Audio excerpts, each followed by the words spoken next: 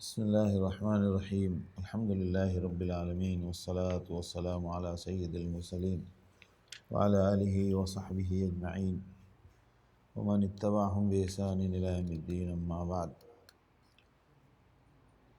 اعوذ باللہ من الشیطان الرجیم بسم اللہ الرحمن الرحیم تبارک الذی بیدہ الملک وہو علی کل شیء قدیر الذي خلق الموت والحياة ليبلوكم أيكم أحسن عملا وهو العزيز الغفور الذي خلق 7 سماوات طباقا ما ترى في خلق الرحمن من تفاوت فارجع البصر هل ترى من فطور ثم ارجع البصر كرتين ينقلب إليك البصر خاسئا وهو حسير۔ اللہ کا بڑا احسان اور بڑی نعمت رہی کہ اللہ رب العالمین نے رمضان کا عظیم مہینہ ہمیں نوازا، اور اس میں اللہ کے الگ الگ بندوں کو ان کی اپنی ہمت کے مطابق اللہ نے توفیق بخشی کیونکہ اردو کا ایک شعر ہے، تقدیر بانداز ہمت ہے ازل سے، یعنی قدرت کے فیصلے بھی ہماری ہمت کے مطابق ہوتے ہیں۔ اب ہم کاہلی میں رہ کر چاہیں کہ ہم صلاح الدین ایوبی کا کارنامہ انجام دیں گے تو یہ نہیں ہوتا ہے، یا ہم گھر بیٹھے یا تھوڑی سی پیدل فوج سے ہم یہ چاہیں کہ ہم فضائی فوج کا کارنامہ انجام دے دیں، یہ اللہ نے نظام نہیں رکھا ہے۔ ہاں یہ ضرور ہے کہ فضائی فوج ہماری کمزور ہو، ہماری بساط کے مطابق ہمارے پاس بندوبست ہے، اس بساط کے مطابق ہم کوشش کریں فضا سے، پھر وہاں عام اسباب سے زیادہ کارنامہ انجام پائے، یہ ممکن ہے۔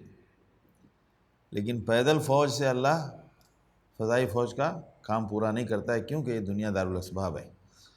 تو اسی طرح جن لوگوں کی جتنی ہمت رہی ہوگی رمضان میں کہ ہم اتنا قرآن پڑھیں گے اور اعمال کریں گے اور بہت سارے گناہوں سے بچیں گے، جس نے جتنی ہمت کی ہوگی اللہ کی طرف سے توفیق آتی ہے۔ بغیر ہمت اور بغیر ارادے کے اللہ کی طرف سے فیصلے نہیں آتے، جس کو اللہ کے رسول صلی اللہ علیہ وسلم نے متعدد احادیث میں بہت تفصیل سے بیان کیا ہے۔ لہذا حدیث میں ہے من تقرب الیہ باعا تقربت الیہ ذراعا، جو مجھ سے ایک باع اس کو کہتے ہیں، ذراع اس کو کہتے ہیں، من تقرب الیہ ذراعا تقربت الیہ باعا، یہاں سے لے کے یہاں تک کا پورشن یہ ذراع ہے، جو اتنا بڑھے گا تو میں پورا ہاتھ بڑھتا ہوں، یعنی ڈبل۔ من اتانی یمشی اتیتہ ہرولۃ، اگر کوئی چل کے آئے تو میں دوڑ کے اور لپک کے اس کی خبر لیتا ہوں اور اس کے ساتھ اپنے کرم اور فضل کا معاملہ کرتا ہوں۔ مسئلہ ہے کہ ہماری ہمت کہاں پر ہے۔ تو رمضان میں اللہ نے اب وہ رمضان کا جو مرحلہ گزرا، قرآن کی تلاوت، جو کچھ بھی نفلوں کا اہتمام ہوا، روزے کا اہتمام ہوا، وہ سلسلہ آگے جاری رہے اور وہ یاد بھی رہے۔ لہٰذا آپ عموماً دیکھیں عید کی نماز کے لیے ہم وضو کرتے ہیں تو عید کے دن بھی حلق میں پانی ڈالنے سے خیال کرتے ہیں کہ حلق میں پانی نہ چلا جائے، کیوں؟ پورے مہینے کی عادت ہے، 3-4 دنوں آگے تک بھی وضو کرنے میں ذرا خیال رکھتے ہیں کہیں حلق میں پانی نہ اتر جائے، یا کچھ بھی کھاتے وقت اچانک اکثر ایسا ہوتا ہوگا کچھ کھانے جا رہے ہیں، روزہ تو نہیں ہے، یہ تربیت کا اثر ہے۔ تو یہ احساس اللہ ہمارے اندر زندہ رکھتا ہے تاکہ ہمیں یہ بتایا جائے کہ اس کو کنٹینیو کیا جا سکتا ہے۔ جو لوگ رمضان میں سگریٹ پینے والے حضرات بڑی آسانی سے، تھوڑی تکلیف ہوتی ہوگی وہ ہم مانتے ہیں، کیونکہ ایک عادت جو ڈال لی ہے، تو جب وہ 12 گھنٹے 13 گھنٹے سگریٹ سے دور رہ سکتے ہیں تو یہ اللہ احساس دلاتا ہے کہ تھوڑی اور محنت کرو۔ تو عام دنوں میں 12 گھنٹے نہیں رک سکتے، لیکن رمضان کی برکت سے رک جاتے ہو، تو مطلب پاسبل ہے۔ چھوڑنے کا ارادہ چاہیے آپ کے اوپر، بس ارادہ کریں تو سب چھوٹ جائے گا، سگریٹ بھی چھوٹ جائے گی، گٹکا بھی چھوٹ جائے گا۔ اصل میں ارادہ نہیں کرتے ہیں میں نے وہ شعر پڑھا نا، وہ بہت اچھا مصرع ہے، اور پورا شعر ہے، پتہ نہیں کس کا ہے، تو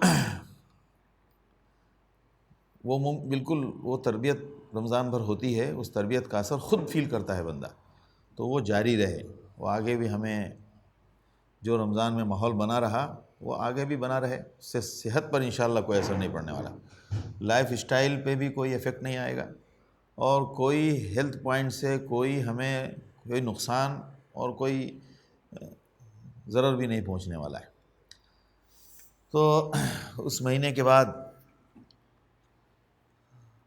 اللہ یعنی اس کے رمضان بھر جو سلسلہ رہا، اس کے بعد یہ پہلا سلسلہ ہے، اللہ ہماری اس محنت کو بھی جاری رکھے، اور ہمیشہ ہم یہ ایک بات کہتے ہیں کہ عمل کے صحیح ہونے کے لیے علم ضروری ہے، عمل کے صحیح ہونے کے لیے علم ضروری ہے، اور علم کے لیے مدرسہ جانا ضروری نہیں۔ مدرسوں کے ذریعے جو تعلیم کا نظام ہے وہ ایک مفصل تعلیم کا کورس ہے، وہ ایک علم کا باضابطہ نظام ہے۔ میں یہ نہیں کہہ رہا ہوں کہ غلط ہے، فرق سمجھیں۔ کوئی یہ کہے کہ میں مدرسے نہیں گیا لہٰذا مجھے علم نہیں حاصل ہو سکتا، یہ غلط ہے۔ وہاں جو علم پڑھایا جاتا ہے وہ ایک تفصیل، ایک کورس کے نظام کے تحت پڑھایا جاتا ہے، اس کا الگ مقصد ہے، لیکن ہمارے اپنے عمل کے ٹھیک ہونے کے لیے جو علم ضروری ہے وہ ہمیں پوری زندگی چاہیے، اور وہ ہم پوری زندگی سیکھ سکتے ہیں اور سیکھتے رہتے ہیں، اس کے اسباب موجود ہیں۔ اب مان لیجئے یہی ہم لوگ کی چھوٹی سی نشست ہے، پورے سال کتنی ایسی علمی باریک باتیں سامنے آتی ہوں گی جس کا ہمیں آپ کو اندازہ نہیں ہوتا ہوگا، لیکن جو مطالعہ کر کے آتا ہے اسے اندازہ ہے، اور جو بازار میں جو لوگوں کی گفتگویں چلتی ہے اس سے اندازہ ہے کہ کتنی کام کی باتیں یہاں ہو جاتی ہیں، غور سے سننے کی ضرورت ہے۔ اس پر اعتراض یا آبجیکشن بعد میں کریں، پہلے بات کو سمجھنا چاہیے۔ کوئی بھی بات ہم سنیں تو پہلے اس کو سمجھنا چاہیے، جب سمجھ لیں پھر آبجیکشن کریں کہ اس میں یہ آبجیکشن ہوتا ہے۔ ہماری عادت کیا ہے کہ ہم ایک نالج ہمارے پاس ہے یا ہماری ایک تربیت ہے بچپنے سے، اس کے خلاف ہم کچھ بھی سنتے ہیں تو ہمارا پہلا جو اس کے اوپر جو ہمارا ڈیسیزن یا ہمارا جو اوپینین ہوتا ہے وہ یہ ہوتا ہے کہ یہ تو غلط ہے۔ کیوں؟ ہم نے جو سنا تھا اس سے ہٹ کے ہے، لہٰذا وہ غلط ہے۔ یہ جو کرائیٹیریا ہے نا ہمارا، کہ ہمیں جو معلوم ہے یا ہم جو عمل کر رہے ہیں اس کے علاوہ جو ہے غلط ہے، یہ ہماری تربیت کا اثر ہے۔ لہٰذا ابھی دیکھیں نا، وہ عام طور سے، اب اسی کی وجہ سے میں نے ایک چھوٹا سا ویڈیو بنایا، وہ جو نماز کے طریقے ہیں اس میں آپ غور کریں، اس میں نے جو بات زیادہ اجاگر کی ہے، میں نے کہا نماز پڑھنے کے طریقے الگ الگ ہیں، کسی ایک کو غلط کہنا یہ طریقہ غلط ہے۔ اب یہ لوگوں کو سکھانا ہے کہ صحیح کو غلط کہنے سے پہلے 10 مرتبہ مطالعہ کیجیے۔ جیسے ہم لوگ ہیں نا، سارے دنیا میں مسالک ہیں، ہر مسلک میں اپنے اپنے انداز سے الگ عمل کرنے کا طریقہ ہے، لیکن ہماری ایک عادت بنی ہوئی کہ یہ ہم سے جو ہٹ کے ہے وہ غلط ہے۔ تو بہت ساری باتیں ہم ایسی سنتے ہیں، پہلے اس پر ہم غور کریں، اس کو دیکھیں، اس کو سمجھیں، عادت یہ ڈالیں۔ کوئی بھی نئی چیز سامنے آئے تو پہلے یہ جاننے کی کوشش کریں کہ اس کی حقیقت کیا ہے، اس کو سمجھیں ہم اچھی طریقے سے۔ یہ ہم کر سکتے ہیں، کوئی مشکل کام نہیں۔ تو یہ مجلسیں، ان مجلسوں کے ذریعے ہم بہت سارے علم سیکھ سکتے ہیں۔ چونکہ ہم تو کرنٹ ایشوز پر بہت بات کرتے ہیں کیونکہ اس کی ضرورت زیادہ ہے۔ ابھی آپ نے دیکھا ہوگا رمضان میں جنگ شروع ہوئی، ایک جنگ تو فضائی ہے، ہتھیاروں سے ہے، ملک ٹو ملک ہے، پولیٹیکل انوائرمنٹ میں ہے، اور دوسرا ہمارے نالج انوائرمنٹ میں بھی ہے، سوشل میڈیا پر سوشل وار کیا چل رہی ہے؟ اب ایک عجیب لوگوں کے دماغ میں ایک بات بٹھا دی گئی کہ شیعہ کافر ہے۔ اب وہ فتنہ، بڑے بڑے پڑھے لکھے لوگ بھی سوشل میڈیا پر اس طرح اس موضوع پر گندگی کے ساتھ لگے ہوئے ہیں کہ آپ اندازہ نہیں کر سکتے۔ کسی کو کافر کہنا، یہ ہم لوگ بار بار کہتے ہیں، کسی کو کافر کہنے کی ذمہ داری بندوں کی نہیں ہے۔ کفر اور اسلام سمجھا سکتے ہیں، یہ اسلام ہے، یہ کفر ہے۔ ایک بندہ اگر اپنے آپ سے کہے کہ میں مسلمان ہوں تو میری ذمہ داری ہے کہ میں اس کو مسلمان مانوں۔ اس کے عقائد اگر ایمان اور اسلام کے خلاف ہیں تو اس کا جواب دہ وہ ہے، الا یہ کہ وہ کسی چیز کا انکار کر دے تو ہم کہیں گے بھائی اس کا انکار کرنے والا کافر ہوتا ہے، واللہ اعلم۔ ہم تم کو کیوں کہیں کافر؟ آپ خود فیصلہ کرو، یہ آپ کا کام ہے، آپ خود فیصلہ کریں آپ کیا ہیں۔ کبھی کبھی کچھ ایسی سچویشن ہوتی ہے، میں ہر بات پر ٹاپک مطلب ہر چیز کا انکار بھی نہیں کر رہا اور ہر بات پر میں تبصرہ بھی نہیں کر رہا، لیکن دو باتیں سمجھے، ایک ہے ایمان اور ایک ہے اسلام۔ ایمان کے ارکان کتنے ہیں؟ 6۔ آمنت باللہ و ملائکتہ و کتبہ و رسولہ والیوم الآخر والقدر خیرہ و شرہ من اللہ تعالی۔ اس کے ساتھ ہمارے ہاں جو کلمہ پڑھایا تھا اس میں ایک اور چیز بھی شامل ہے، والبعث بعد الموت، مرنے کے بعد دوبارہ اٹھائے جانے کا۔ حضرت جبریل علیہ السلام کے جو حدیث میں ہے، حدیث جبریل جسے کہتے ہیں، اس میں 5 ہیں 6 ہیں، اور سورہ بقرہ کی اخیر میں جو آیت ہے کل آمن باللہ و ملائکتہ و کتبہ و رسلہ والیوم الآخر، اس میں قدر کا ذکر نہیں ہے، حدیث جبریل میں قدر کا ذکر ہے۔ ایمان کے ارکان کتنے ہیں؟ پلرس آف ایمان 6، اور اسلام کے ارکان کتنے ہیں؟ 5۔ ایمان کی جو 2 باتیں ہیں، اللہ اور اللہ کے رسول کو، اللہ کے اوپر ایمان لانا اور نبی پر ایمان لانا، اس کو زبان سے بولنا پڑے گا، نطق کہتے ہیں اس کو، نطق عقیدہ نہیں، نطق منہ سے بولنا پڑے گا یعنی۔ تو اسلام کا پہلا پلر کیا ہے؟ کلمہ شہادتین کو منہ سے ادا کرنا، اشہد ان لا الہ الا اللہ و اشہد ان، اس کو بولتے ہیں نطق الشہادتین۔ دوسرا فرسٹ پلر یہ ہے، دوسرا نماز، روزہ، زکوٰۃ، حج۔ ان 6 پر جس کا ایمان ہے اور ان 5 پر جس کا ایمان ہے وہ مسلمان ہے۔ ایمان اور اسلام آپس میں ایک دوسرے سے جڑے ہوئے ہیں، ایسا نہیں ہو سکتا کہ ایک بندہ مسلمان ہو اور وہ مومن بھی ہو جائے، اور یہ بھی نہیں ہو سکتا کہ ایک بندہ مومن ہو اور وہ مسلمان بھی ہو جائے۔ مومن ہونے کا مطلب ہے مسلمان بھی ہونا پڑے گا، اور مسلمان ہونے کا مطلب ہے مومن بھی ہونا پڑے گا۔ یہ ان باتوں پر جس کا ایمان ہے اور جو ان کو تسلیم کرتا ہے، یعنی نماز کے بارے میں کوئی اس کا انکار نہیں کرتا، زکوٰۃ کو مانتا ہے، حج کو مانتا ہے۔ تعویلات میں تو فرق سب جگہ ہے، ہمارے یہاں ہے کہ نہیں فرق؟ عورتوں کے استعمال والے زیور میں زکوٰۃ نہیں ہے، یہ بھی قول ہے ائمہ کا، ہے نا؟ اور یہ بھی قول ہے کہ عورت کے جو استعمال والے زیورات ہیں اس پر بھی زکوٰۃ ہے۔ دونوں قول الگ الگ ہو گئے، ایک میں یس ہے ایک میں نو ہے، لیکن کیا ان دونوں میں سے کسی کے بارے میں ہم یہ کہہ سکتے ہیں کہ یہ زکوٰۃ کا انکار کر رہے ہیں؟ یہ نہیں کہہ سکتے نا، زکوٰۃ کو مان رہے ہیں، تفصیلات میں اختلاف کی گنجائش ہے، تو تفصیلات میں اختلاف کی گنجائش کو اصل کا منکر نہیں مانا جاتا ہے۔ فرق سمجھ رہے ہیں آپ؟ ابھی آپ سمجھیے فقہ کی کلاس میں ہیں، لیکن یہ لاجک سمجھ سکتے ہیں، کامن ہے نا، کوئی بہت پیچیدہ تو نہیں ہے نا، ناٹ کنفیوژن، ایک دم کلیئر ہے۔ تو اب جو یہ مان رہا ہے اس پر جھگڑا کر رہی ہے دنیا کہ یہ کافر، یہ مسلم، یہ کافر، یہ مسلم، یہ کافر، یہ مسلم۔ وہ جو اختلافات شریعت سے ٹکرا رہے ہیں، کچھ اختلافات ایسے ہیں بنیاد سے ہٹ کے، وہ اللہ سمجھے گا۔ ہم نہیں کہتے ہیں کہ ان عقائد کی ہم تعویل کریں، ہم تعویل نہیں کر رہے ہیں، بالکل تعویل نہیں کر رہے ہیں، یا ہم ان کو صحیح بھی نہیں کہہ رہے ہیں، جو باتیں غلط ہیں ہم اس کو صحیح نہیں کہہ رہے ہیں۔ ہم سے ایک صاحب، میں نے شاید پہلے ذکر کیا نہیں کیا مجھے نہیں معلوم، ہم سے ایک صاحب الجھ پڑے، وہ کہہ رہے ہیں شیعہ کافر ہیں۔ کیوں بھائی؟ میں نے کہا کیوں کافر کہتے ہیں آپ؟ بولے وہ اصحاب کرام اور ازواج مطہرات کے بارے میں گستاخی کرتے ہیں۔ میں نے کہا اللہ نے کہا ہے کہ ان کو یہ کرنے سے کوئی بندہ کافر ہو جائے گا؟ یہ تو اس ایمان کے پلرز میں سے نہیں ہے۔ دیکھ وہ اچھا مسئلہ کیا ہے، عوام کو آپ کو سمجھانے جائے نا تو وہ کیا کہیں گے کہ مولانا یہ کہہ رہے ہیں، یعنی مولانا اس کے قائل ہیں، سمجھنے کی کوشش نہیں کرتے۔ میں اسی لیے شروع میں نے کہا کوئی بات سنیے تو پہلے سمجھیے اللہ کے واسطے، اس کو ہفتوں لگائیے سمجھنے میں، اس کے بعد آبجیکشن کیجیے، آبجیکشن کرنے کا حق ہے، ایک دم حق ہے۔ تو اب میں نے کہا کہ اچھا ٹھیک ہے، اب میں پوچھتا ہوں، نماز جان بوجھ کے چھوڑنا کفر کے جیسا گناہ ہے، یہ حدیث میں ہے کہ نہیں؟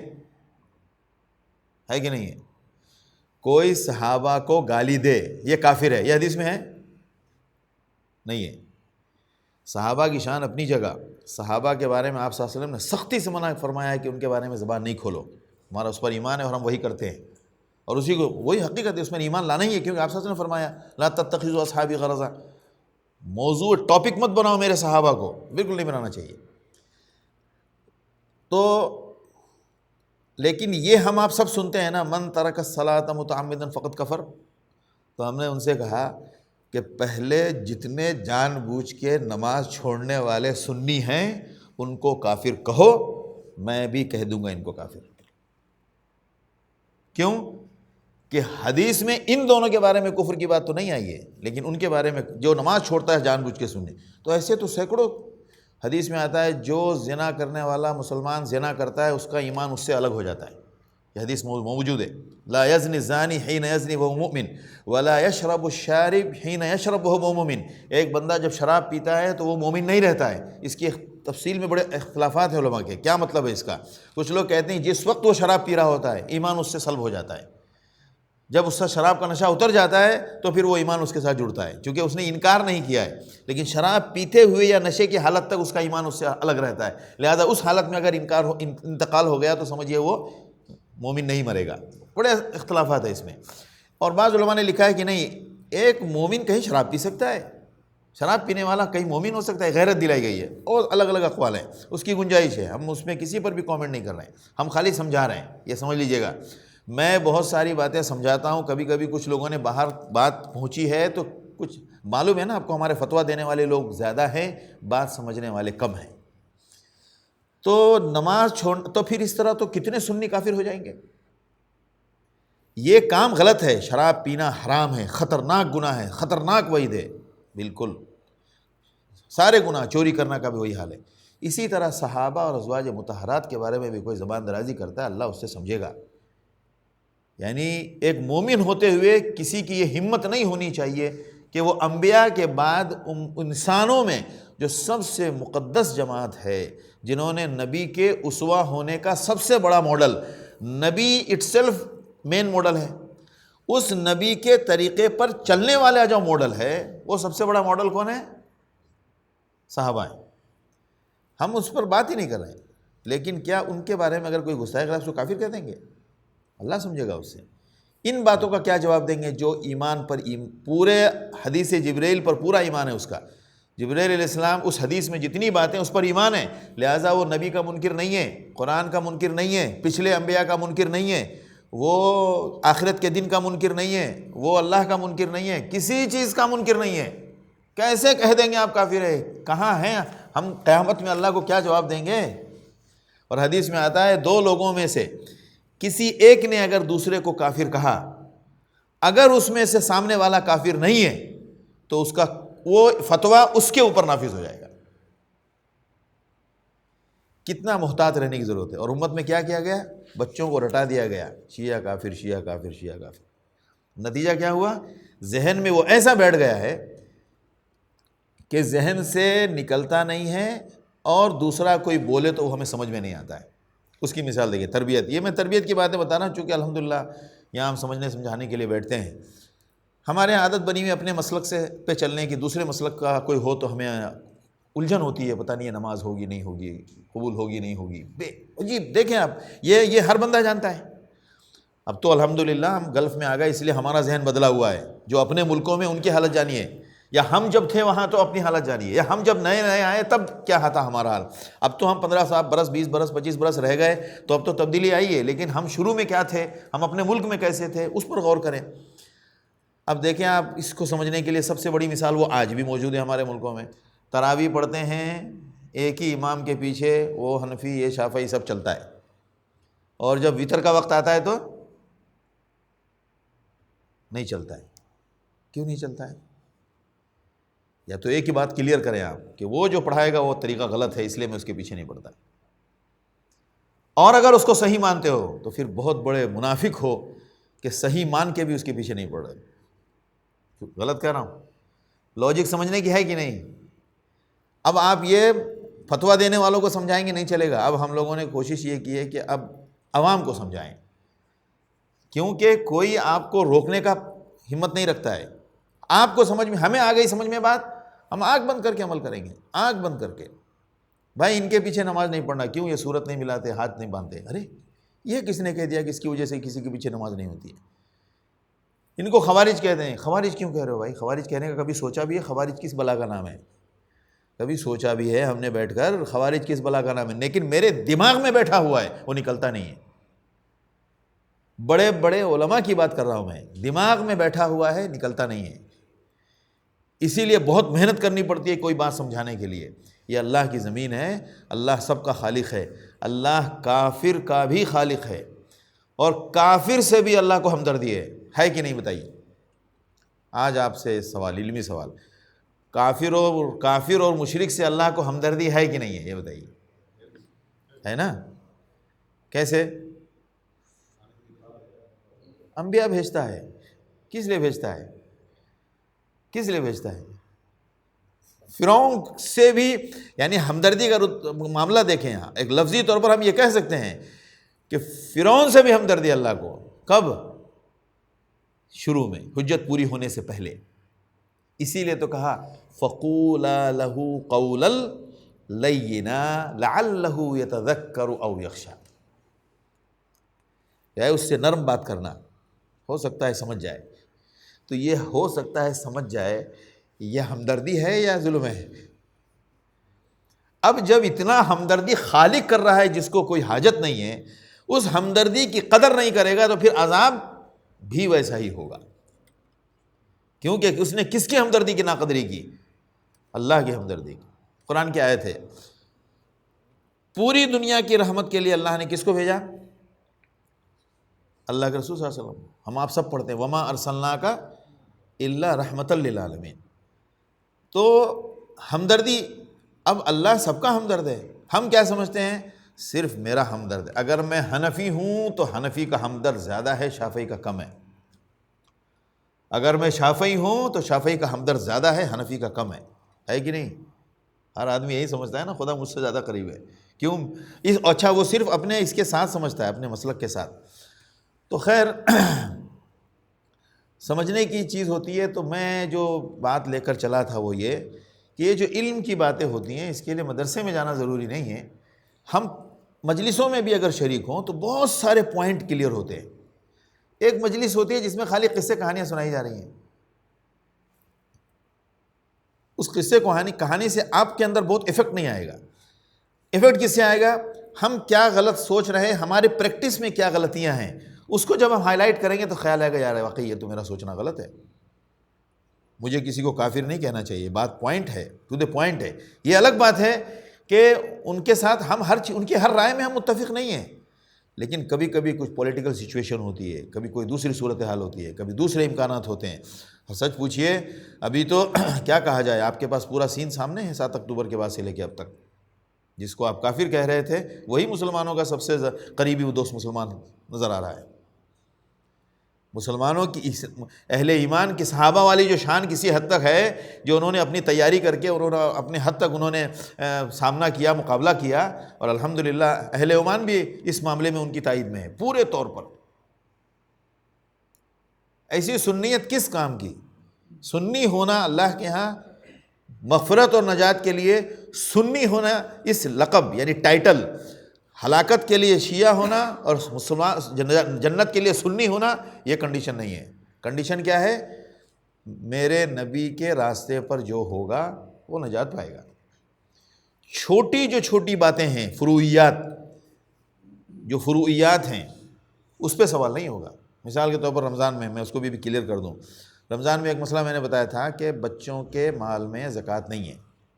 ٹھیک ہے، اس کا کاؤنٹر سوال آیا کہ حدیث میں تو موجود ہے کہ اللہ کے رسول صلی اللہ علیہ وسلم نے فرمایا کہ یتیم کے مال کو انویسٹ کرو، اس کو کہیں نہ کہیں استعمال کرو. استعمال سے مراد بزنس میں، ایسا نہ ہو کہ وہ رکھا اس کو صدقہ کھا جائے. صدقہ سے مراد وہاں زکوٰۃ لینا، ایک تو وہ حدیث ضعیف ہے لیکن اس کے باوجود صدقے سے وہاں زکوٰۃ مراد لینا یہ ضروری نہیں ہے. اور اب آپ کو ایک لاجک سمجھاتا ہوں، یہ بھی آپ اچھے سے سمجھ سکتے ہیں. یہ بتائیے حج مال پر فرض ہوتا ہے یا مالک پر؟ مالک پر نا. استطاعت کس کے پاس ہونی چاہیے؟ اگر ایک کوئی بندہ ہے اس پر فرض ہوگا نا. مکلف کون ہے؟ مکلف انسان ہے نا. مکلف کون ہے؟ انسان ہے. لہٰذا اگر ایک پیسہ رکھا ہے، کوئی مالک نہیں ہے اس کا، تو اس پیسے پر حج کیسے فرض ہوگا؟ حج تو آپ آدمی پہ فرض کریں گے نا، مالک پہ، کہ بھائی آپ کے پاس راستہ ہے، امکان ہے، جا سکتے ہیں، حج پہ جاؤ۔ اسی طرح مال رکھا ہے کہیں بھی، اس کا کوئی مالک نہیں ہے، مان لیجئے ایسا ہو سکتا ہے کوئی مالک نہیں ہے، تو وہ حکومت کے انڈر میں چلا جائے گا۔ بیت المال زکوٰۃ نہیں دیتا ہے، بیت المال زکوٰۃ دیتا ہے نہیں، بیت المال کیا کرتا ہے؟ زکوٰۃ جمع کرتا ہے۔ بیت المال کے اوپر زکوٰۃ نہیں ہے، بیت المال کے اوپر ذمہ داری ہے کہ آپ خرچ کہاں کہاں کریں، کیسے کیسے کریں، 20% یہاں کریں، باقی % کہاں کریں، وہ زکوٰۃ نہیں ہے۔ زکوٰۃ کس پہ فرض ہوتی ہے؟ انسان پہ، مکلف پہ، اور شریعت کا یہ ایک کامن قانون ہے کہ مکلف بالغ اور عاقل انسان ہوتا ہے، چاہے وہ مرد ہو یا عورت۔ صرف مال پہ مکلف کیسے ہو؟ مال کی تو کوئی حیثیت نہیں ہے، مال تو مکلف نہیں ہے نا۔ مال قیامت کے دن حساب کتاب مال سے ہوگا یا مالک سے ہوگا؟ مالک سے ہوگا۔ تو تینوں ائمہ، امام شافعی، امام احمد بن حنبل، امام مالک، ان تینوں کا قول ہے کہ مال پر زکوٰۃ فرض ہے۔ امام ابو حنیفہ اور بہت سارے ائمہ ان کے علاوہ، ان کے نزدیک مال پہ زکوٰۃ فرض نہیں ہوتی ہے، زکوٰۃ کس پہ فرض ہے؟ مالک پہ۔ اس معاملے میں ان حضرات کا قول ایک دم قوی، مضبوط ہے، لاجک بھی ایک دم کلیئر۔ کیوں؟ کہ اللہ نے مکلف کس کو بنایا ہے؟ انسان کو، سامان پہ نہیں۔ اب مثال کے طور پر ظہر کا وقت آ رہا ہے، جا رہا ہے، تو وقت نماز پڑھے گا یا آدمی نماز پڑھتا ہے؟ آدمی مکلف ہے نا، ظہر کا وقت آیا تو آدمی کو نماز پڑھنی، انسان کو، مسلمان کو۔ اسی طرح مال اگر کہیں رکھا ہے، اس کا کوئی مالک نہیں ہے، زکوٰۃ فرض نہیں ہے اس پر، کوئی مالک نہیں ہے، سپوز کیجیے۔ اسی طرح بالغ مال بچہ اگر جب تک نہیں ہوتا، اس شریعت کا کوئی قانون ایسا نہیں ہے جو بالغ، اب جیسے حج کا معاملہ ہے، بچے پر حج فرض ہے؟ کوئی عالم نہیں کہتا ہے، اس کے پاس پیسہ ہو، سب کچھ ہو، جا سکتا ہو، آ سکتا ہو، حج فرض نہیں ہے اس پہ۔ حج کس پہ فرض ہے؟ بالغ پہ فرض ہے۔ تو یہ سب فروعی مسائل ہیں، فروعی مسائل۔ اب اس میں ہم امام ابو حنیفہ کو بھی غلط نہیں کہیں گے اور ائمہ ثلاثہ کو بھی غلط نہیں کہیں گے، ان کی بھی دلیلیں موجود ہیں، انہوں نے اس حدیث کو دلیل بنایا۔ امام ابو حنیفہ کے پاس بھی بہت مضبوط دلیل ہے، انہوں نے کہا کہ سوئے ہوئے پر حکم نافذ نہیں ہوتا ہے۔ اگر ایک بندہ سویا رہ گیا اور ظہر کی نماز کا وقت نکل گیا، وہ مکلف نہیں ہے، بیداری میں مکلف ہے۔ ہاں جب اٹھ جائے گا، اب مثال کے طور پر عصر کے ٹائم کوئی کسی وجہ سے سویا رہ گیا، ظہر کے ٹائم سویا اور سیدھا مغرب کے ٹائم اٹھا، مغرب ہو گئی، تو اب یہ عصر چھوڑنے کا گناہ نہیں ہوگا اس پر، لیکن اس حکم کیا ہے؟ اس کو جیسے ہی آنکھ کھلے تو پہلا کیا کام کرے گا؟ کیا کریں گے؟ آپ کی نماز، آپ مغرب کے ٹائم آنکھ کھلے، اب کیا کریں گے آپ بتائیے؟ اسی لیے میں نے کہا مدرسے جانا ضروری نہیں ہے، یہاں بھی ہم علم سیکھ سکتے ہیں، سب علم ہے، علم کی بات ہے۔ اگر مغرب کے وقت آنکھ کھلی تو کیا کریں گے؟ کیا کریں گے پہلے؟ سب ٹینشن میں ہیں؟ ہاں، پہلے عصر پڑھیں گے، ترتیب یہ ہے۔ جماعت فرض نہیں ہے۔ اب ایک اور، اب دیکھیے یہ فرق سمجھیے، جماعت فرض نہیں ہے، فرض کیا ہے؟ نماز۔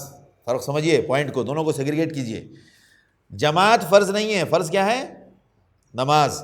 اور نماز میں آپ کے اوپر پہلی فرض کون سی ہوئی ہے؟ عصر، بعد میں مغرب۔ لہٰذا جماعت اگر آپ مسجد میں جا کے پڑھ رہے ہیں تو بھی آپ پہلے عصر پڑھیں گے، نماز کھڑی ہے کھڑی رہنے دیں، پہلے عصر پڑھیں، عصر سے فارغ ہو جائیں، جماعت نکل گئی کوئی مسئلہ نہیں، آپ مغرب پڑھیں۔ کلیئر؟ آگے پیچھے نہیں کریں، ترتیب خراب نہیں کریں، ورنہ کیا ہوگا؟ وہ بعد میں کریں گے، اس کے بعد پوچھیے۔ خیر، تو یہ مسئلہ، یہ بات ہے کہ نیند کی حالت میں انسان مکلف نہیں ہے۔ اسی طرح بالغ بچہ مکلف نہیں ہے یہاں تک کہ بالغ ہو جائے۔ تو مکلف کب ہوتا ہے بندہ؟ بالغ ہونے کے بعد۔ تو تمام مسائل میں تو جو علماء اس بات کے قائل ہیں وہ اس وجہ سے کہتے ہیں کہ بالغ ہوئے بغیر یہ فرض نہیں ہوتا ہے۔ تو ان اختلافات کی بنیاد پر ہم کسی کو غلط نہیں کہہ سکتے، اس پر سوال نہیں ہوگا۔ اگر کوئی بچے کی زکوٰۃ دیتا ہے اس حدیث کو دلیل بنا کر، اللہ کے ہاں سوال نہیں ہوگا کہ تو نے زکوٰۃ کیوں دی۔ اگر کوئی دوسرے قول کے مطابق زکوٰۃ نہیں دیتا ہے تو قیامت میں اللہ کے ہاں یہ سوال نہیں ہوگا کہ تو نے زکوٰۃ کیوں نہیں دیا، کیونکہ یہ اس کو فروعی مسائل بولتے ہیں، یعنی بیسک نہیں ہے، اس کے آگے میں اختلاف کی گنجائش ہے۔ اس اختلاف کی بنیاد پر ہم کسی کو غلط بھی نہیں کہہ سکتے، کافر بھی نہیں کہہ سکتے۔ غلط کب کہیں گے؟ جب ایک انسان کسی کو بھی نہ مانتا ہو، زکوٰۃ ہی نہ دیتا ہو، یہ غلط ہے۔ زکوٰۃ مان تو رہا ہے، انکار نہیں کر رہا ہے، انکار کرے گا تو کافر ہو جائے گا، مان تو رہا ہے، دیتا نہیں ہے۔ اب اس نہ دینے کی وجہ سے ہم اس کو کافر نہیں کہہ سکتے، لیکن گناہ خطرناک ہے، اللہ کے رسول نے وعید بتائی ہے۔ تو یہ سب باتیں ہیں۔ بہرحال ایک ضمن میں بھی بہت ساری باتیں آ جاتی ہیں، کچھ سوالات کلیئر ہو جاتے ہیں، کچھ نئے مسائل معلوم ہوتے ہیں، تو علم سیکھنا ضروری ہے۔ اس سے کیا ہوتا ہے؟ ہمارا عمل اچھا ہوتا ہے، اور اختیار ہے، جو چاہے اس پر عمل کرے، جو چاہے اس پر عمل کرے۔ اس پر ضد نہیں کرنا چاہیے کہ میں نے جو کہا اس پر آپ عمل کریں۔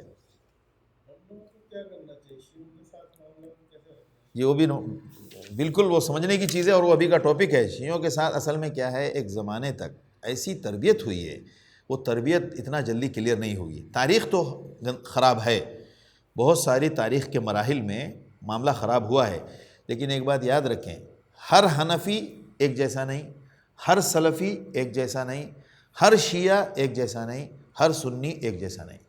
بہت سارے سنی حضرات ایسے ہیں جن کے عقائد سیم شیعوں کی طرح ہیں، بہت سارے شیعہ ایسے ہیں جن کے عقائد شیعوں کی طرح نہیں ہیں، وہ باتیں نہیں مانتے۔ ابھی آپ تلاش کر سکتے ہیں، ابھی جو انتقال ہوا جن کا خامنہئی صاحب کا، بے شک ایمان کے ساتھ دنیا سے گئے ہیں، اللہ مغفرت کرنے والا ہے، حقیقت اللہ جانتا ہے۔ ہم اس بات کے، جو بندہ کلمے کی حالت میں نماز پڑھتا ہو، ہم اس کو کافر نہیں کہہ سکتے، بہرحال اللہ معاف کرنے والا ہے۔ اگر ہم نے غلطی سے بھی یہ کیا تو خدا کے فیصلے میں ہم نے دخل اندازی کرنے کی کوشش کی، اور پھر اس کے بعد انسان کا اپنا ہی معاملہ خطرے میں پڑ جائے گا۔ ان کے فتاویٰ میں موجود ہے، آپ نیٹ میں بھی ان کے نام کے ساتھ دیکھیں، ان کے مخصوص فتاویٰ میں، ان کے فتاویٰ میں باضابطہ لکھا ہے، یہ بندہ اس معاملے میں بہت متشدد تھا۔ انہوں نے باضابطہ فتویٰ دیا ہے کہ یہ جو سینے ماتم کرو، لیکن یہ جو سینہ پیٹنے اور اپنے آپ کو زخمی کرتے ہو، یہ اسلام میں حرام ہے۔ یہ ان کا ایک خاص فتویٰ تھا۔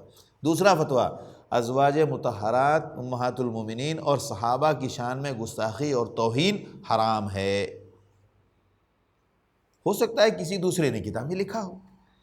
ہونا کیا چاہیے، کسی نام اور ٹائٹل پر کسی قوم کو فتویٰ نہیں دینا چاہیے۔ جیسے کہ عباضیہ کے بارے میں لوگوں نے کہہ دیا کہ خوارج ہیں۔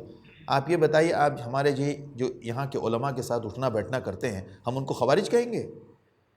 امت نے، ساری امت نے فلسطین کے مسئلے میں علیحدگی اختیار کی، اور یہ ہمیشہ رات دن ساتھ رہے آج تک، پوری اپنی دولت، پوری اپنی محنت اور دعاؤں کے ساتھ۔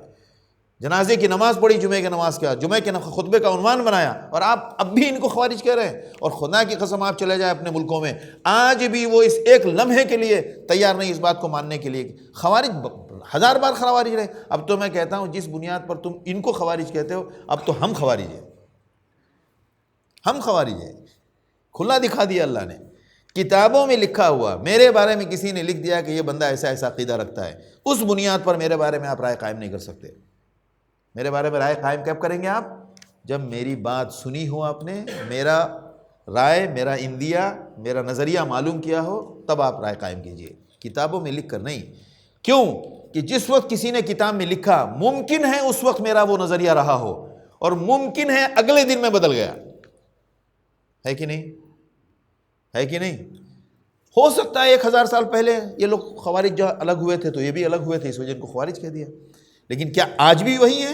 نہیں، یہ تو کتابوں کا ظلم ہے جس نے امت کو توڑا ہے۔ اسی طرح شیعوں کے بارے میں کتابوں کو دیکھ کر لوگ فتویٰ دے رہے ہیں۔ آپ ذرا قریب ہو کر دیکھیے، ان سے 50% سے زیادہ لوگ ایسے ملیں گے جن کے وہ سوالتو فالتو عقائد نہیں ہیں۔ اور ابھی آیا ہے، بہت سارے لوگوں نے بیان دیا ہے، باضابطہ لکھا ہے کہ قرآن کے بارے میں جو کہتے ہیں، بولا بے شک ہمارے یہاں کچھ لوگوں نے لکھا ہے، وہ ہمارے جاہل ہیں، ہم وہ نہیں مانتے۔ کسی دنیا کے شیعہ کی مسجد میں آپ کو اس قرآن کے علاوہ دوسرا قرآن نہیں ملے گا۔ اور ہم، کس نے کہا کہ ہم تو نہیں مانتے؟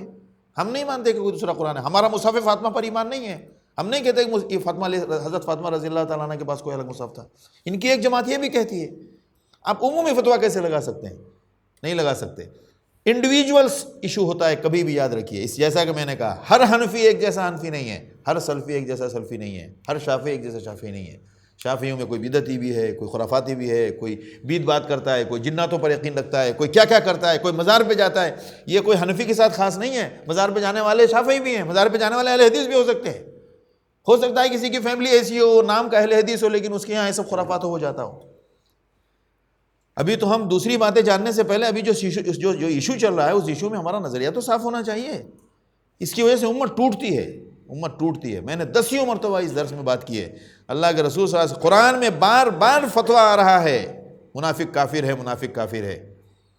اللہ کے رسول صلی اللہ علیہ وسلم ان کے ساتھ کافروں جیسا معاملہ کیوں نہیں کرتے تھے؟ میرے کو بتائیے. پوائنٹ ہے بہت بڑا. یہ آپ کو جلدی عام ہمارے بعض لوگوں نے شکایت کی ہے کہ مولوی کے خلاف بہت بولتے ہیں. پتہ نہیں یہاں سے کسی نے جا کے باہر کے مولویوں کو ایکسپورٹ کیا ہے یا کیا، واللہ عالم، کہ مولوی کے خلاف بات کرتے ہیں. لیکن مسئلہ ہے، آپ جا کے چیک کر لیں، آپ جا کے چیک کریں. آج پورا جھگڑا اسی پر ہے. پورا سوشل میڈیا لگا ہوا ہے، پورا سوشل میڈیا لگا ہے. بڑے بڑے علماء کو نکل کے آنا پڑ رہا ہے باہر کہ بھائی یہ موضوع رکنا چاہیے. یہ جو موضوع چڑھا کے رکھے ہو شرارت والے، یہ رکنا چاہیے. آج بھی خدا کی قسم، یعنی آج بھی ایک صاحب ہمارے، کیا بولوں میں، اللہ بچائے اس سے. ہم نہیں کہتے ہیں کہ تم ان کے بارے میں نظریہ بدل لو، ہم کہہ رہے ہیں یہ بحث مت کرو ابھی. تو بعض لوگ کہتے ہیں کہ بھائی یہ ایسا کہتے ہیں ویسا کہتے ہیں. تو یہ ہمارے بڑے بڑے علماء کا نظریہ ہے اب تک. وہی شدت. اب آپ بتائیں، قرآن کی آیت منافقین کے بارے میں بار بار اتر رہی ہے، یہ کافر ہیں، یہ کافر ہے، یہ کافر ہے. لیکن اللہ کے رسول صلی اللہ علیہ وسلم 9 برس تک ایک دن بھی منافقین کے ساتھ کافروں جیسا معاملہ نہیں کیا. جنگ میں دھوکہ دیا انہوں نے، حضرت عائشہ پر زبان درازی کی. کوئی کام ایسا نہیں ہے جس کی وجہ سے ان پر سزائیں نہیں ہو سکتی تھی. ان سب کے باوجود اللہ کے رسول کو حکم نہیں تھا وہ کرنے کا، آپ نے نہیں کیا. جبکہ قرآن اتر رہا ہے، قرآن میں صاف اتر رہا ہے، اس کے باوجود آپ نے ان کے ساتھ کافروں جیسا معاملہ نہیں کیا. کب کیا؟ جب آیت اتری اے رسول اللہ. وہ بھی کب اتری؟ عبداللہ ابن ابی کے جنازہ پڑھ لینے کے بعد اتری. وہی 10 منٹ پہلے بھی اتر سکتی تھی. کیوں؟ وجہ کیا ہے؟ غور کریں نا آپ. کسی چیز کی جو ٹائمنگ ہے وہ اللہ کی طرف سے منتخب ہے. وہ الل ٹپ تو ہے نہیں، وہ بائی چانس نہیں ہے، وہ بائی ڈیوائن چوائس ہے. وہ کہ وہی آیت وہی نماز کے بعد اتری. اللہ کے رسول صلی اللہ علیہ وسلم نے جنازے کی نماز تک پڑھائی. اور یہ بات پکی ہے کہ اس کو کچھ فائدہ نہیں ہونے والا. لیکن جنازے کی نماز آپ صلی اللہ علیہ وسلم خودکشی کرنے والے کے جنازے کی نماز نہیں پڑھتے تھے. آپ صلی اللہ علیہ وسلم فرماتے تھے تم لوگ پڑھو، آپ نے نہیں پڑھی. اسی وجہ سے علماء نے لکھا ہے سماج کے سنجیدہ اور ایلیٹس جو ہیں وہ خودکشی کرنے والے کے جنازے میں شریک نہ ہو، لیکن اس بندے کی جنازے کی نماز پڑھی جائے گی. اس کے جنازے کی نماز نہیں پڑھی آپ نے جو مومن ہے لیکن خودکشی کیا. لیکن عبداللہ ابن ابی کے جنازے کی نماز خود پڑھائی. کیا اللہ کے رسول صلی اللہ علیہ وسلم کے سامنے وہ ساری آیتیں؟ آپ صلی اللہ علیہ وسلم تو خود صاحب وحی ہیں، آپ ہی پر تو قرآن اترتا تھا. دوسرے کس کو اتنا یاد رہے گا ایک ایک لفظ، ایک ایک حرف؟ اس کے باوجود آپ صلی اللہ علیہ وسلم نے، بلکہ ایک روایت میں تو یہ بھی ذکر ہے کہ حضرت عمر نے جب کہا یا رسول اللہ اس کی بخشائش نہیں ہوگی، آپ نے فرمایا کہ مجھے اختیار دیا گیا ہے استغفر لهم او لا تستغفر لهم تستغفر لهم 70 مرہ، تم 70 مرتبہ بھی معافی مانگو گے تو معاف نہیں کرنے والے ہیں. تو اللہ کے رسول نے فرمایا میں 70 مرتبہ سے بھی زیادہ معافی مانگوں گا، اللہ معاف کر دے. کیوں؟ مجھے حکم نہیں آیا ہے کہ ان کے لیے استغفار مت کرو. یہ خدا نے کہا ہے، مجھے نہیں حکم آیا ہے. فرق سمجھیں آپ. اور آج ہم وہ کام کر رہے ہیں جو نبی نے نہیں کیا، جو خدا نے کیا وہ کام آج ہمارے علماء کر رہے ہیں. فرق سمجھ رہے نہیں؟ ایک دم کلیئر ہے کہ نہیں؟ آخر یہ 9 برس تک کیوں کھینچا گیا؟ یہ پہلے ہی سال ساری حرکتیں تو اس کی 3 سال کے اندر کلیئر ہو گئی تھی. بدتمیزی کرتے تھے، وہ شرارت کرتے تھے. عبداللہ ابن ابی نے کیسی کیسی گستاخیاں کی ہے. غزوہ بنی قینقاع بدر سے پہلے ہوا، اس میں بدماشی کی اس نے. بدر کے موقع پہ، بدر کا تو خیر معاملہ الگ تھا، بنی نذیر میں کی اس نے. ہر موقع پر منافقین کا ذکر ہے، پوری صورتوں میں بھری ہوئی ہیں پوری منافقین کی حرکتیں. اس کے باوجود اللہ کے رسول صلی اللہ علیہ وسلم ان کے ساتھ جنگوں میں بھی جا رہے ہیں، مال غنیمت میں ملے، کوئی شادی بیاہ منانے، سب کچھ ہو رہا ہے. وجہ کیا ہے؟ عقیدے کا اور فیتھ کا ایک الگ باب ہے اور سوشل اور پولیٹکس کا ایک الگ باب ہے. ہر جگہ فیتھ کو انٹرفیئر مت کرو. فرق سمجھ میں آیا؟ ان کا تو عقیدہ نہیں تھا ایمان کا. لیکن آپ یہ بات علماء سے پوچھیں تو آپ کو 10 تعویل الٹی بتا کے آپ کا ذہن خراب کریں گے. قرآن صاف کہہ رہا ہے، صاف موجود ہے ہماری نظر کے سامنے، ہم سمجھ سکتے ہیں نا. ہر بات اگر جائیں گے نا پوچھنے، خراب ہوں گے. خود سمجھنے کی کوشش کریں. تو دل میں جو چیز بیٹھ جاتی ہے نا وہ جلدی نکلتی نہیں ہے. اسی لیے کھل کر سننا سمجھنا چاہیے، دین کو وسعت کے ساتھ سیکھنا چاہیے. اور سمجھنے کی کوشش کرنی چاہیے۔ دیکھیے ہم آپ باریکیاں سمجھ سکتے ہیں، خود سے سمجھنے میں خطا ہو سکتی ہے کیونکہ ہمارے پاس ساری دلیلیں نہیں ہوتی ہے، لیکن اگر کوئی ساری دلیلوں والا سمجھائے تو سمجھ سکتے ہیں، وہ کوشش کرنی چاہیے، ایک دم کلیئر ہوگا۔ کچھ معاملات ایسے ہیں جس کو ٹاپک نہیں بنایا جاتا ہے، یہ کافر کرنے والی بات کو ٹاپک نہیں بنانا چاہیے۔ اور ایک بات بتاؤں، پھر انسان میں ضد آتی ہے، ضد، اور اس ضد کی وجہ سے آپ بتائیں کوئی اگر قادیانیت کے خلاف بات کرتا ہے، کھلی بات ہے، اللہ کے رسول کو خاتم النبیین نہیں ماننا یہ کیا ہے؟ کفر ہے، ایک دم 100%۔ نبی کے ایمان کا مطلب ہے کہ پچھلے انبیاء کو اپنی قوم کا نبی ماننا اور اللہ کے رسول صلی اللہ علیہ وسلم کو آخری نبی ماننا۔ آپ صلی اللہ علیہ وسلم کو نبی ماننے کے معاملے میں یہ شرط ہے کہ آپ صلی اللہ علیہ وسلم کو کیا ماننا ہے؟ خاتم النبیین۔ اب کوئی نہیں مانے وہ کافر ہے۔ اب جو بندہ اس کی الٹی سیدھی تعویل کرتا ہے، جو توحید میں ہی الٹی سیدھی تعویل کرے، تو پھر وہ سمجھے، اللہ اسے سمجھے گا۔ لیکن ہمارا عقیدہ مضبوط ہونا چاہیے کہ اللہ کے رسول صلی اللہ علیہ وسلم آخری نبی ہیں، اور اگر ہم اس عقیدے میں لڑکھڑا گئے یا بگڑ گئے تو ہمارا ایمان جائے گا۔ تو ہمیں اپنی حفاظت کرنی ہے اور پھر اس کو پھیلانا ہے۔ لیکن جب آپ اس کو ٹاپک بنا کر سوسائٹی میں لے آ کر آپ اس کی ڈیبیٹ شروع کر دیں گے تو پھر کیا ہوگا؟ کام خراب ہوگا۔ ڈیبیٹ سے اللہ نے منع کیا ہے، مناظروں سے منع کیا ہے یا کھلی اجازت دی ہے؟ منع کیا ہے، وَلَا تُجَادِلْهُمْ، آپ ان کے ساتھ ڈیبیٹ نہ کریں، آپ ان کے ساتھ زیادہ سوال جواب نہ کریں۔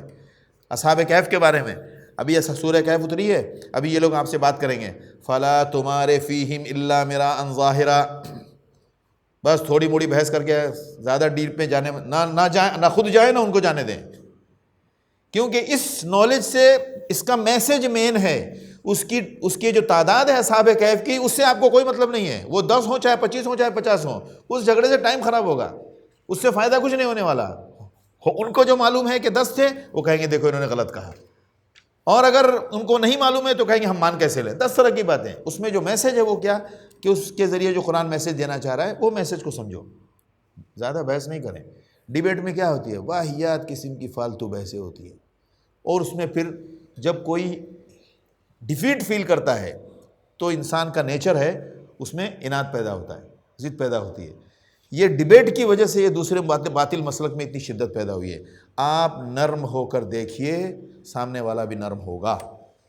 اور میں تقریباً 2-4 برسوں سے یہ آزما رہا ہوں، ہم نے دیکھا ہے کٹر سے کٹر لوگوں کو نرم ہوتے ہوئے، ان کا ٹون چینج ہو گیا، ان کی بات چینج ہو گئی، ان کے ٹاپک چینج ہو گیا، وہ بات ہی نہیں کرتے اس طرح۔ ہم پریکٹیکل بتا رہے ہیں۔ تو خیر وہ ایک بیچ میں بات چلی تو چل پڑی۔ یہ تمہید ہے ہمارے یہاں، تو تمہید میں ہی وہ کہتے ہیں کہ کچھ دنیا میں کتابیں لکھی گئیں تو پریفیس سمجھتے ہیں نا، مقدمہ جس کو کہتے ہیں، تو ابن خلدون تاریخ لکھنے جا رہے تھے انسانیت کی، تو انہوں نے پریفیس لکھا جس کا نام ہے مقدمہ ابن خلدون۔ پوری وہ مقدمے میں ہی اتنا انہوں نے جان ڈال دی کہ ان کی تاریخ کی کتاب کسی کو معلوم ہی نہیں ہے۔ ساری دنیا کیا پڑھتی ہے؟ مقدمہ ابن خلدون۔ کوئی ایسی جان ڈال دی ہے کہ اپنے آپ میں وہ ایک مطلب اکیڈمک بک ہے، اور پوری جان ڈال دی ہے انہوں نے۔ تاریخ تو معلوم ہو جائے گی لیکن تاریخ کی جو اسپرٹ ہے نا وہ انہوں نے اس میں انڈیل دیا ہے پورا۔ لہٰذا تو ہمارے بھی تمہید کا کبھی کبھی ایسے معاملہ ہو جاتا ہے، مقدمہ ابن خلدون بن جاتی ہے۔ اللہ کرے کہ اس میں فائدہ ہو، اور ویژن اور نالج یہ ہماری بہت ریشنل ہونی چاہیے، ہم اس کو عقلی طور پر سمجھنے کی کوشش کریں، یہ ہماری ذمہ داری ہے۔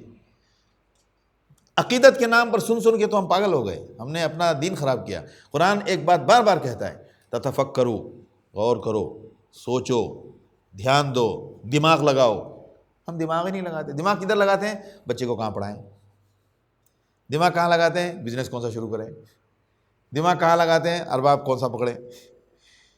یہ سب دماغ لگانا منع نہیں ہے، ہر جگہ دماغ لگانا چاہیے۔ اس کا مطلب یہ نہیں کہ وہاں بھی دماغ نہ لگائیں، ہر جگہ دماغ لگائیں۔ اسی طرح ان سب سے زیادہ دماغ یہاں لگائیں جو دین کی باتیں ہیں، باریکی سمجھنے میں۔ قرآن تو بڑا نور ہے، واقعی نور ہے، اور قرآن تو آپس میں لوگوں کو جوڑتا ہے۔ اختلاف والی بات قرآن پسند نہیں کرتا ہے، اور جس سے سوشل ایفیکٹ پڑے، میں کہتا ہوں شیعت سے زیادہ خطرناک چیز نفاق ہے، منافقت، خطرناک، کیونکہ وہ تو کھلم کھلا قرآن کہتا ہے ان کے بارے میں، یقولون بألسنتہم ما لیس فی قلوبہم۔ اور میں آپ کو دعوے کے ساتھ کہتا ہوں، منافق، یہ شیعوں میں منافقت نہیں ہے، کیا ہے؟ وہ ایسا نہیں کہ اللہ کے اوپر ایمان دھوکے کے لیے رکھتے ہیں، وہ ایسا نہیں کہ اللہ کے رسول پر ایمان دھوکے کے لیے رکھتے ہیں، نہیں، ان کا اختلاف ہے، خلافت کے معاملے میں اختلاف ہے، کچھ معاملے میں گستاخیاں ہیں، اور ان میں سے اکثر کی وہ گستاخیاں ہیں بھی نہیں، اسی لیے احتیاط ضروری ہے۔ ان کو سمجھا کر اس معاملے میں قابل تعریف ہیں، ایسی تمام شخصیات کو ہم لوگ قدر کرتے ہیں۔ قابل تعریف ایک شخصیت میں کہہ سکتا ہوں اردو والوں میں مولانا طارق جمیل، جس کو پورا ملک بخشنے کے لیے تیار نہیں، انہوں نے پوری کوشش کی ہے ہر جگہ، کیونکہ یہ بدگمانیاں دور ہوتی ہیں آپس میں رابطہ کرنے سے، ملنے سے، بیٹھنے سے اور قریب ہونے سے، نہ کہ فتویٰ دینے سے۔ فتوے کی زبان بہت مجبوری میں استعمال ہوتی ہے، سمجھانے کی اور کاؤنسلنگ والی جو زبان ہے یہ بہت کام کرتی ہے، یہ آدھا ٹیمپریچر ڈاؤن کر دے گی، آدھا ٹیمپریچر سیدھے ڈاؤن ہو جائے گا اگر آپ ان کے ساتھ صحیح رہیں، اور معاملات کرنے میں کوئی حرج نہیں، کوئی حرج نہیں۔ اگر کوئی ایسی شکایت ہے ہم ان کے ساتھ قریب رہیں، وہ ہمارے ایک دوست تھے، میں شروع میں بھی خدا نہ خواستہ اللہ معاف کرے یا اخی، میرے ابتدائی 5 7 10 برس بھی میں کچھ ایسے لوگوں کے ساتھ رہا، اور یہاں کچھ لوگوں نے مجھے ایسے لوگوں سے ملا دیا، تو میرا بھی نظریہ بڑا خراب تھا شروع میں، تو جناب وہ ان کے ساتھ کھانا پینا نہیں چاہیے، تعلقات نہیں کرنے چاہیے، وغیرہ وغیرہ وغیرہ 70 باتیں، وہ ساری جو غلط باتیں تھیں وہ ساری ہم نے بھی جمع کر کے رکھی ہوئی تھی۔ لیکن اب احساس ہوتا ہے، کہتے ہیں نا کہ اسی لیے میرا ایک تجربہ ہے کہ حقیقت سمجھنے کے لیے علم کافی نہیں ہے، عمر بھی ضروری ہے۔ حقائق سمجھنے کے لیے علم کافی نہیں ہے، عمر بھی ضروری ہے۔ کچھ باتیں ہمیں عمر نے سکھائی، عمر کا مطلب کام کرتے رہے، ایک مدت گزری تو اب ذہن سوچ میں بدلاؤ ہے، فرق ہے، تو اب سمجھ میں آتا ہے کہ کسی حقیقت کو سمجھنے کا طریقہ کیا ہے، اور اس کے لیے ریئیکٹ کرنے کا کیا میتھڈ ہونا چاہیے، یا اس کے ریئیکشن کے لیے ہم کو اجازت کب ملتی ہے، یہ سوچنے کی چیز ہے۔ تو فلیکسیبل ہونا چاہیے، اور بے مطلب کی ڈیبیٹ سے کام خراب ہوتا ہے، جتنا زیادہ جوڑنے والا کام ہونا چاہیے وہ کرنا چاہیے۔ جہاں پتہ ہو کہ میری کسی بات سے اختلاف ہونے کا خطرہ ہے اس سے بچیں، اور ایک بات یاد رکھیں، کبھی بھی کسی کو کافر صریح کے علاوہ نظریاتی طور پر کسی کی غلطی ہو تو اس کو کافر سمجھنے کی غلطی کبھی بھی نہیں کیجیے، وہ کام اللہ کا ہے۔ بہت ساری باتیں میرے خیال سے بیچ میں آ گئی، تو آج ہم لوگ شاید اتنے پر ہی بات مکمل کرتے ہیں۔ اتفاق سے مجھے خیال نہیں تھا کہ یہ فل سیشن جو ہے وہ سیرت کا ہوتا ہے، اور آدھا والا جو ہم لوگ ہاف سیشن جو ہے وہ تفسیر کا، لیکن آج تمہید میں بات نکل گئی تو اب گاڑی لائن پہ آ جائے گی، اگلے ہفتے پھر تفسیر پہ رہے گی، پھر اس کے بعد جو فل سیشن ہوگا اس پر سیرت پہ چلیں گے انشاءاللہ، تو ابوبکر صدیق رضی اللہ تعالیٰ عنہ والی بات، اور اس کو ہمارے جو کرنٹ ایشوز جو ہیں اس کے تعلق سے ہمارا جو ویژن اور ہمارا اوپینین جو ہے وہ فیئر ہونا چاہیے۔ کیسے فیئر ہوگا اس کی ڈیٹیل سمجھیں گے ہم، تب سمجھنے کی کوشش کرنا چاہیے۔ میرے باپ دادا ایسا کرتے آئے تو میں اس سے ہٹ نہیں سکتا، میں اپنے باپ دادا کو غلطی پر نہیں کہوں گا کہ وہ غلطی پر ہے، اور ہمیں اس کی جسٹیفیکیشن کی ضرورت بھی نہیں ہے، لیکن ہم جو رہ رہے ہیں ہم اپنے ایشو کو صحیح طریقے سے سمجھنے کی کوشش کریں۔ سبحان اللہ و بحمدہ، سبحانک اللہم و بحمدک، نشہد ان لا الہ الا انت، نستغفرک و نتوب